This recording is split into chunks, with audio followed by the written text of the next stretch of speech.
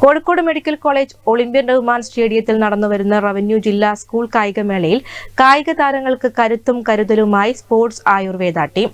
മത്സരത്തിനിടെ ഉണ്ടാകുന്ന പരിക്കുകൾക്ക് പ്രാഥമിക ചികിത്സ നൽകാനും കായികക്ഷമത ഉറപ്പാക്കാനുമാണ് ഇവർ സദാ സജ്ജരായിരിക്കുന്നത്. ഇതിനകം 300ഓളം പേരാണ് ഇവിടെ ചികിത്സയ്ക്കെത്തിയത്. സബ് ജില്ല മുതൽ ദേശീയ അന്തർദേശീയ കായികമേളകളിൽ വരെ കഴിഞ്ഞ 15 വർഷമായി സ്പോർട്സ് ആയുർവേദയുടെ പ്രഥമ ശുശ്രൂഷ ക്യാമ്പ് കേരളത്തിലുടനീളം പ്രവർത്തിച്ചു വരുന്നു. മത്സരത്തിനു മുൻപ് താരങ്ങളുടെ ആരോഗ്യ സാഹചര്യവും കായികക്ഷമതയും പരിശോധിക്കുകയും ആവശ്യമുള്ളവർക്ക് കൂടുതൽ ചികിത്സാ സൗകര്യങ്ങൾ ഉറപ്പാക്കുകയും ചെയ്യുന്നു. തലയാട് ഗവൺമെന്റ് ആയുർവേദ ആശുപത്രിയിലാണ് സ്പോർട്സ് ആയുർവേദ യൂണിറ്റ് പ്രവർത്തിച്ചു വരുന്നത്.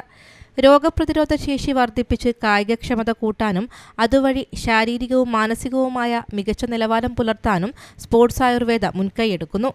ഭാരതീയ ചികിത്സാ വകുപ്പ്, നാഷണൽ ആയുഷ് മിഷൻ എന്നിവയുടെ സഹകരണത്തോടെ കായിക താരങ്ങൾക്കായി നടപ്പാക്കി വരുന്ന ഒരു സമ്പൂർണ്ണ പദ്ധതിയാണ് സ്പോർട്സ് ആയുർവേദ.